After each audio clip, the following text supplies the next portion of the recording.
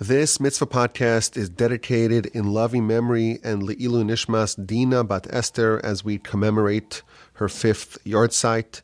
May her soul be elevated in heaven, and may she always experience lots of Nachas from her children and grandchildren. We're up to mitzvah number 111. This is going to be the last mitzvah whose source is in the book of Exodus. We're going through the mitzvos in the order in which they appear in the Torah.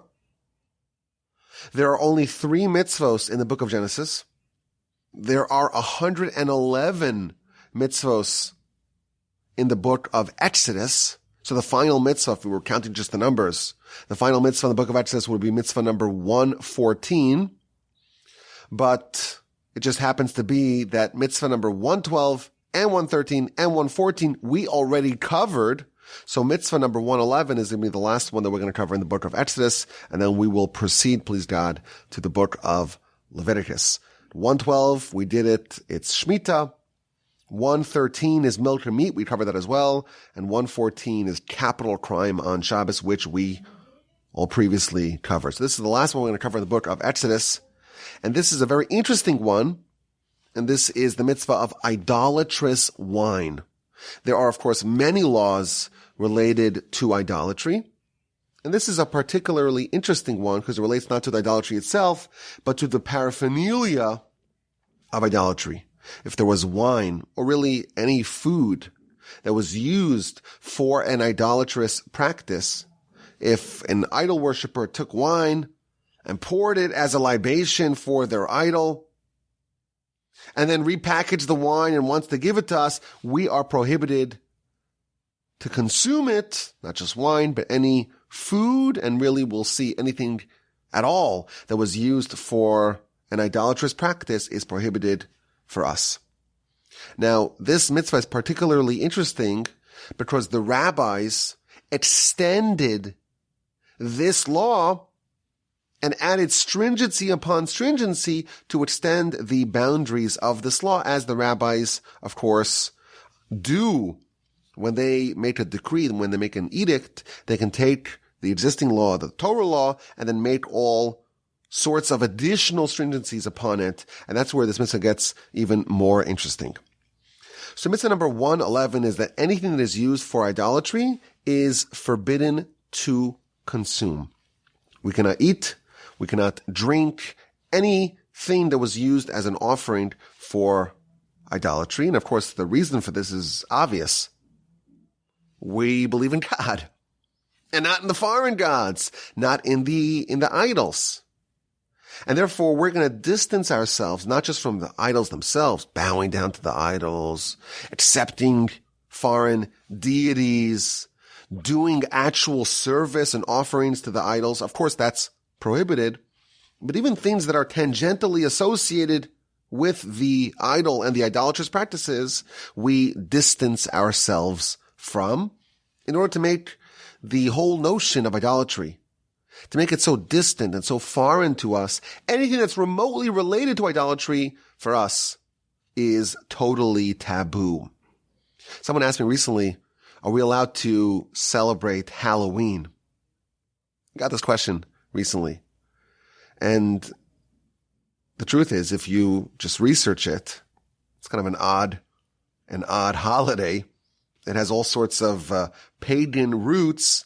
Somehow it got transposed in America to candy and costumes, but really it comes from idolatry. And even though we can't necessarily say it's a violation, to get dressed up and to go trick-or-treating, it's a violation of a specific law per se, but I think it's certainly within the realm of this idea of this mitzvah. We have enough mitzvahs of our own. We have enough customs and culture and society of our own. We don't need to look elsewhere.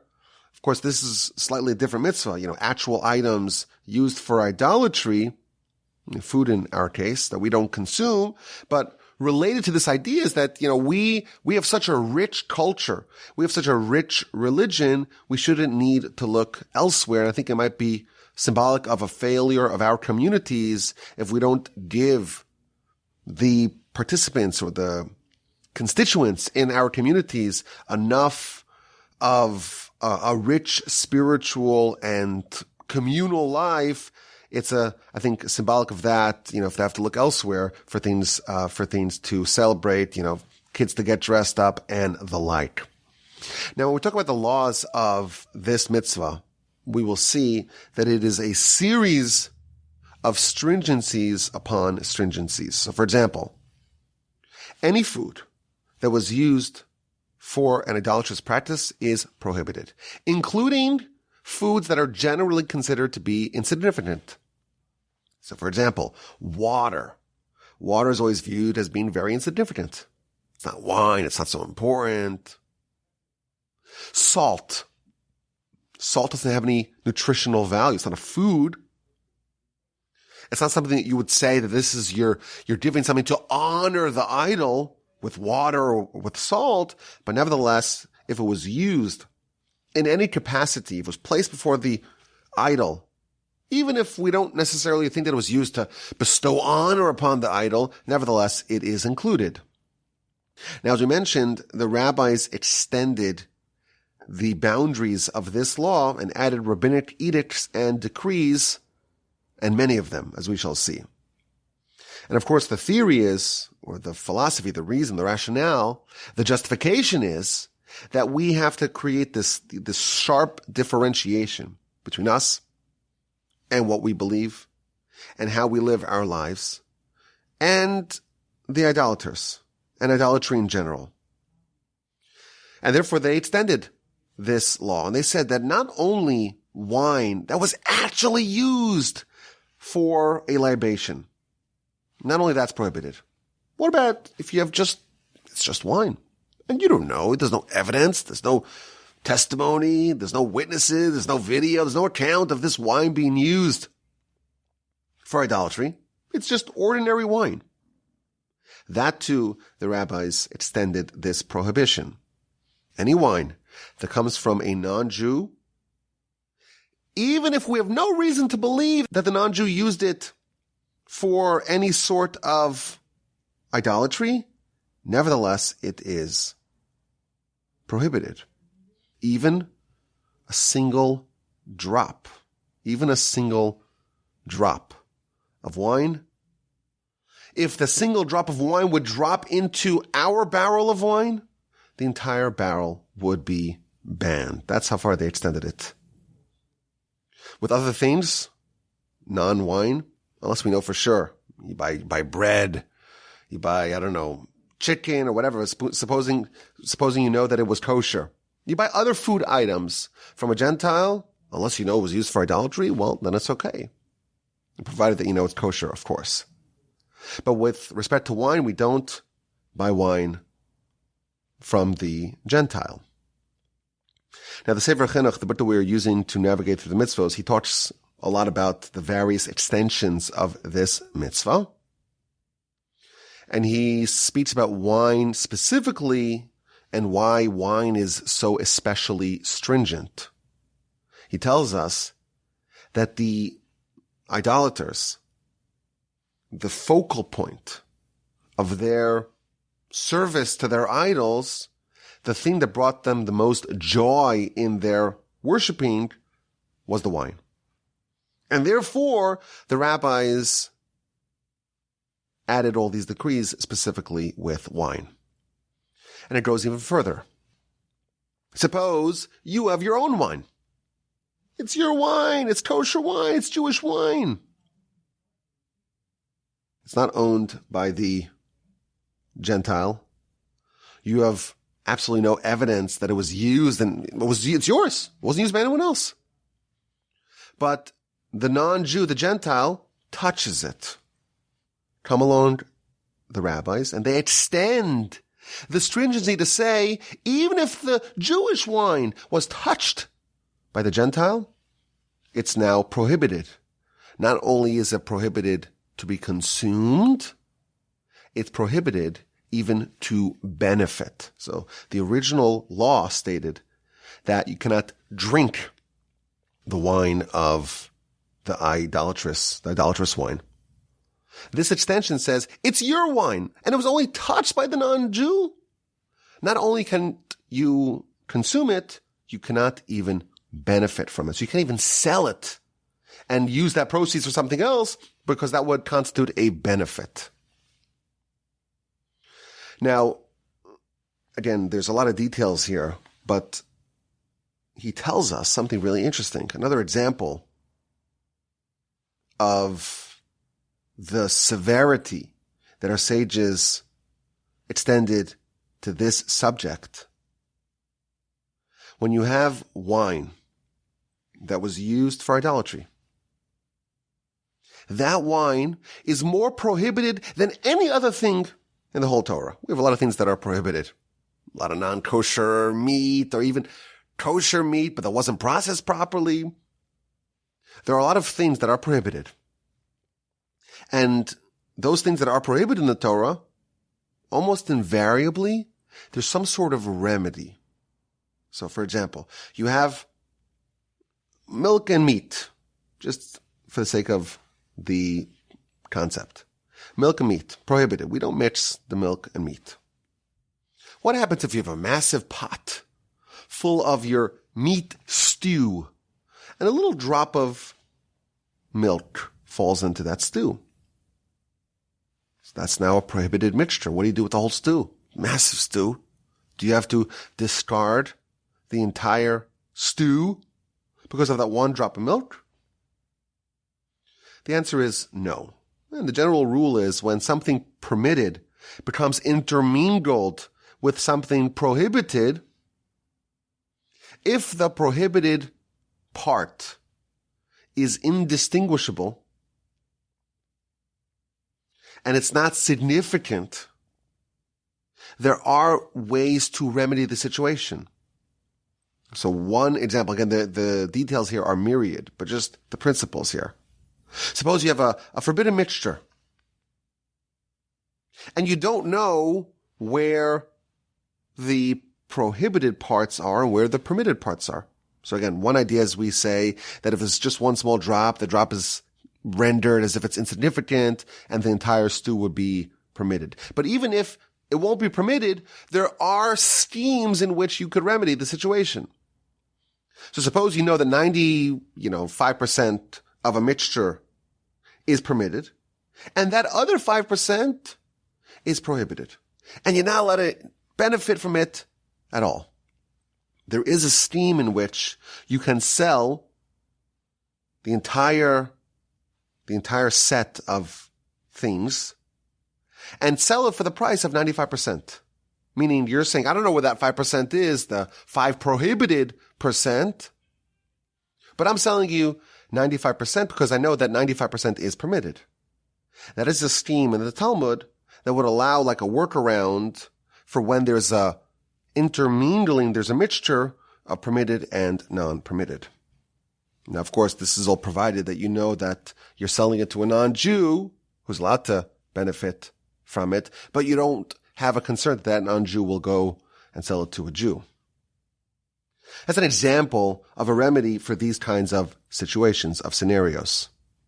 But with wine used for idolatry, there is no way to remedy it. One drop, you have a vat the size of a whole room, and one drop of idolatrous wine drops in, the entire vat must be discarded. You can't even sell it at all. That's the degree of stringency that was extended to this subject. In other areas, other prohibited things, the mixture, there are conditions. You have to have, for example, the prohibited items have to contribute towards the taste. They have to constitute a substantive amount in order to render the entirety of the thing prohibited. When it comes to wine used for libations and other items of idolatry, even a tiny little drop that's so insignificant and doesn't contribute towards the taste, that would invalidate everything that it dropped into. Now the Sefer Chinuch, he has a nice little finish over here. He says that he's encouraging the reader of the book to study this subject intently, because there's many places in the Talmud where this subject arises. And that's why unlike, typically I try to give a little survey of the mitzvah, says the Sefer HaChinuch, but I spoke more and more about the various different stringencies because I want to give you more of a background on this critical subject. And then he tells us that if there is wine that was used for libations, not only can't you benefit directly from that wine, you cannot even benefit indirectly from that wine. So for example, suppose you see a job available. They need someone to break down the barrels of wine. You have empty barrels of wine, and they want to take apart that wood. So Sages tell us, because those barrels once bore the wine from libations, you cannot even benefit in this tangential way, in this indirect way of being hired in this industry in any way, in any capacity. Even to break the barrels of the wine would be prohibited. And the Sefer HaChinuch ends, why is it so stringent? Why are there so many rabbinic extensions to this mitzvah? And the reason he tells us is that we must uproot idolatry in all its forms, in all its capacities. We have to get rid of it from our minds. And we shouldn't be desirous of idolatry in any way. And we shouldn't be hired in this industry in any capacity. And then he tells us, if you have wine in your house and there's a Gentile who's there, you have to make sure that the wine is double sealed, or you have to make sure that there is someone walking in and out, monitoring the situation. That would be a way to ensure that the wine would still be kosher, even though it is exposed to the Gentile. Now, if you go to the kosher wine at your local grocery shop, you'll see something really interesting. You'll see that many of the kosher wines have a description on the back of it that says mevushal or mevushal, which means that it was cooked. And the reason why so many Jewish wines are cooked, like they're pasteurized, is because the Talmud tells us that all these stringencies do not apply when the wine has been cooked. So if you have pasteurized wine, cooked wine, mevushal wine, in the words of the Talmud, and the Gentile touches it, it is not prohibited. You guys know me, I'm not much of a drinker. But just this past week, there was, a winemaker from Israel, and he was doing like a whole wine tour in Houston. And I happened to have gone to HEB, which is, of course, the big grocery chain here in Texas. And he tried to get me to buy some of his fancy wine. And he was explaining to me that this wine's like this and this wine's like that. And I said, listen, I don't really enjoy wine. He says, no, you're doing it wrong. You're waiting till you make kiddush on an empty stomach. It's not you have to do. You got to do it like this. You got to do it like that. But he persuaded me. He persuaded me to buy what he called an entry-level wine. I thought it was kind of pricey. I don't know. Maybe the wine aficionados out there will say that's not expensive. But $25 for a bottle of wine is pretty expensive, right? I don't know. Maybe that's cheap. But I did buy a wine just this week. $25. I said, you know what? You persuaded me. He came all the way from Israel, from your winery in Israel. I'm going to buy it. And this guy was like the winemaker. He was, I guess, the proprietor. So his name is signed on the back. I said, okay, let's do it. He persuaded me. But if you look at kosher wines, many of them will have in the back, it'll say, mevushal, it was cooked. And that, the Talmud says, that would not be subject to all these stringencies once it's cooked, the Gentile touches it, it is not prohibited. Now, in the art scroll version of the Sefer Chinuch, in the back, they have a whole essay about this subject. And they offer 3 different reasons from the medieval sages as to why cooked wine does not have these stringencies. So first they bring the Rambam. The Rambam tells us that in the temple, in our temple, cooked wine was not usable. And it was not used in the idolatrous practices either. And therefore there is no concern with pasteurized wine, that the Gentile intended it for libation, and therefore it's okay. That's the first reason. The second reason they tell us is that when the rabbis make a decree, you cannot, on your own, extend that decree. And they made a decree only with uncooked wine, and therefore with cooked wine, those stringencies do not apply. That came courtesy of the Rosh, one of the great medieval sages. And finally, the Rashba says that when you pasteurize the wine, and the wine cognoscenti will confirm this, I'm sure. When you pasteurize the wine, it alters the flavor of the wine to the degree that it can be reclassified not as wine, but as cooked wine. It's a different entity, it's a different noun, it's a different kind of beverage, of drink.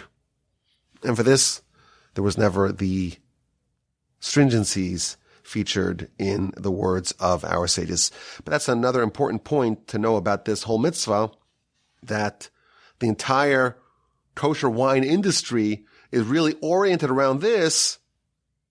And that's why there is such an emphasis to pasteurize the wine to avoid all of these stringencies that we mentioned. But it's a really interesting and practical mitzvah. Wine that was used for, or that we suspect in any way was used for idolatrous libations, is prohibited. Mitzvah number 111, idolatrous wine, the last mitzvah that we're going to cover in the book of Exodus. And please God, we will continue with the book of Leviticus. 2 down, 3 to go.